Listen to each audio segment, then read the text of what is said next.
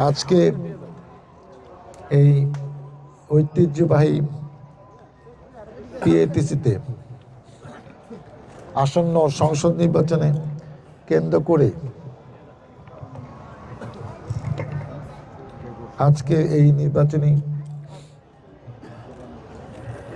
পথসভা সম্মানিত সভাপতি উপস্থিত আছে এই ইউনিয়নে বারবার নির্বাচিত সাবেক চেয়ারম্যান জনাব গোলাম মোস্তফা, উপস্থিত বিএনপি অঙ্গ সংগঠনের বিভিন্ন পর্যায়ের নেতৃবৃন্দ, পিএটিসি যারা চাকরি করছেন এলাকায়, এই পিএটিসির ভিতরে যারা বসবাস করেন এবং আমার সাথে যারা এই সফরে এসছেন, আসসালামু আলাইকুম। পিএটিসি একটা সফিস্টিকেটেড এলাকা, জাহাঙ্গীরনগর যেমন, বিএল আড়াই যেমন, এইসব জায়গায় আমাদেরকে নির্বাচনী প্রচারণা একটু বুঝে শুনে চালাতে হয়। আমরা এমন কিছু করতে চাই না, কারণ আপনাদের অনেকে আগ্রহ ছিল যে আমরা একটা চক্কর দিয়ে আসি। এখানে যারা আছে তারা এমনি অনেক সচেতন, তারা কাকে ভোট দিবে এরা কিন্তু ইতিমধ্যে খোঁজখবর নিয়েছে। কেউ জাতীয়ভাবে বিএনপি সমর্থক, বিগত নির্বাচনগুলো তারা ধানের শীষে ভোট দিয়েছে। অতএব ওদের কাছে বাড়ি বাড়ি গিয়ে আমার ভোট প্রার্থনা প্রয়োজন আছে এটা আমি মনে করি না।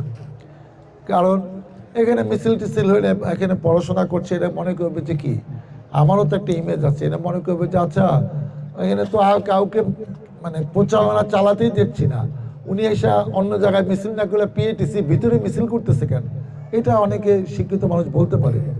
তা আমার মনে হয় যে আপনারা আপনাদের কর্মকাণ্ড চলেন, আমরা এটা শেষ করে এখানে কিছু দোকান টোকান আছে, এগুলো আমি লিফটেড বিতরণ করে আমি এখান থেকে চলে যেতে চাই। আমি আর কোয়ার্টারে যেতে চাই না। হ্যাঁ, কারণ আমার কিন্তু সব জায়গায় কোনো ফ্যাক্টরির ভিতরে আমি ওইভাবে ঢুকি না, যারা বাড়িতে থাকে তাদের ঢুকি। কোনো জায়গায় কোনো ডিস্টার্ব করে আমি নির্বাচন করতে চাই না। যেহেতু আমি আগে দুইবার এমপি ছিলাম, আমার সম্বন্ধে মানুষের একটা ধারণা আছে, তো সেই ধারণাটা যেন নষ্ট না হয় যে উনি সংসদ সদস্য হলে উনি দায়িত্বশীল আচরণই করবে, উনি আর 10 জনের মতো না, উনি অনেকের থেকে আলাদা, এই ইমেজটা থাকুক পিএটিসিতে। আমরা জানি যে আপনি অনেক সচেতন, আপনাদের এরকম কোনো সমস্যাও নাই। মাঝে মাঝে আপনাদের কিছু কিছু ব্যাপার নিয়ে সমস্যা হয়, যেটা আপনাদের নিজেদেরই সলভ করতে হয়। এইসব সমস্যা পলিটিক্যালি সলভ করা যায় না। তা আমি যেটা বলবো যে এই নির্বাচন গুরুত্বপূর্ণ। 17 বছর বিএনপি সমমনা দলরা এবং আমাদের এই 17 বছর নেতৃত্ব দিয়েছে আমাদের নেত্রী মরহুমা বেগম খালেদা জিয়া। তিনি কিন্তু ভোটের অধিকারের জন্য আন্দোলন করেছেন এবং কোনোভাবে আপোষ করেন নাই দেখে তাকে একটি মিথ্যা মামলায় 5 বছর প্লাস 5 বছর 10 বছর এবং রায় দিয়ে 2 বছর তাকে কিন্তু জেলের ভিতরে থাকতে হয়েছে। ওই সময় সে চিকিৎসা করতে পারে নাই, বিদেশে যেতে পারে নাই এবং শারীরিক অবস্থা খুব খারাপ ছিল। আজকে যদি ওই সময় চিকিৎসা নিতে পারতেন, হয়তো উনি আমাদের মাঝে আরও কিছুদিন বেঁচে যেতে পারতেন, বেঁচে থাকতে পারতেন। আমরা আশা করেছিলাম যে নেত্রী মারা যাওয়ার আগে দেখে যান যে তার স্বামীর হাতে গড়া এই জনপ্রিয় দল বিএনপি আবারও জনগণের ম্যান্ডেট নিয়ে রাষ্ট্র ক্ষমতায় দায়িত্ব পেয়েছে। কিন্তু 80 বছর বয়সে তাকে না ফেরার দেশে চলে যেতে হয়েছে।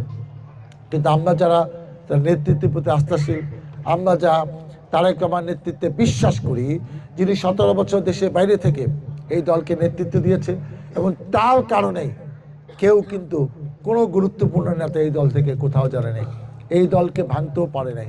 অতএব উনি যে অমানসিক কষ্ট করেছে, আমরা প্রত্যাশা করছি জনগণ উদ্গ্রীব হয়ে আছে যে ভোটের মাধ্যমে বিএনপি রাষ্ট্র ক্ষমতায় আসবে, আমাদের প্রিয় নেতা ভারপ্রাপ্ত চেয়ারম্যান প্রধানমন্ত্রী হবেন।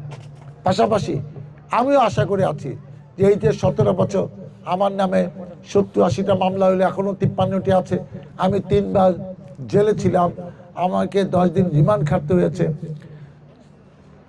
শত শত দিন আমার কোর্টে বারান্দায় থাকতে হয়েছে, পালিয়ে পালিয়ে থাকতে হয়েছে। কিন্তু আমাদের স্বপ্ন ছিল এক সময় স্বৈরা শাসকের পতন ঘটবে, সেজন্য বিদেশে পালিয়ে যায় নাই। স্বপ্ন ছিল যে এক সময় স্বৈরা শাসক পতন ঘটবে, তখন মানুষের কল্যাণে মানুষকে নিয়ে কাজ করতে হবে। আজকে দেখেন মানুষের কত রকম প্রত্যাশা। 1400 ছাত্র শ্রমিক জনতা শহীদ হয়েছে, 24,000 আহত হয়েছে, পঙ্গু হয়েছে, এক হাত নাই, এক পা নাই, দুই হাত নাই, দুই পা নাই, এখনো অসুস্থ। এরা জীবন দিল কেন? এরা রক্ত দিল কেন? এরা আহত হলো কেন? অতএব এই বাংলাদেশ কিন্তু আগের বাংলাদেশ না। আগামী বাংলাদেশ হবে অনেক কিছু। আজকে ৭১ সালে ৩০ লক্ষ শহীদ হয়েছে, ২ লক্ষ মা বোনের নির্যাতিত হয়েছে। কিছুদিন পর খালি এইসব চলবে? জীবন অত সস্তা? এটা হতে পারে না। আমরা একটা সভ্য দেশ হতে চাই। একটা জীবনের মূল্য আছে। একটা সরকারকে পতন ঘটানোর জন্য হাজার হাজার লোক জীবন দিবে, এইটার জন্য বাংলাদেশের মাটিতে আর না ঘটে।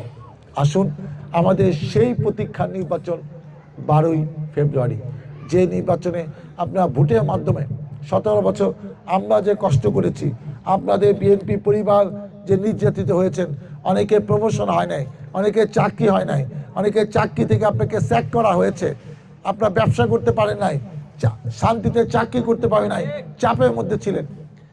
সেই জিনিস থেকে আপনারা অনেক কিছু ভুলতে পারবেন না। অতএব আপনাদেরকে মনে রাখতে হবে যে যারা ক্ষতিগ্রস্ত হয়েছেন তারা তো প্রতীক্ষায় ছিলেন যে এক সময় এগুলা হিসাব নিকাশ হবে। কিছু হিসাব নিকাশ তো হয়েছে। যারা অনিয়ম করেছে, যারা দুর্নীতি করেছে, তারা পালিয়ে গেছে, তাদের শাস্তি আল্লাহর তরফ থেকে শুরু হয়েছে। অনেকে আইনগতভাবে গ্রেপ্তার হয়েছে, অনেকের নামে মামলা হয়েছে, পালিয়ে পালিয়ে আছে। অতএব যে যেরকম করেছে তার বিচার কম বেশি সেরকমই হবে, এতে কোনো সন্দেহ নাই।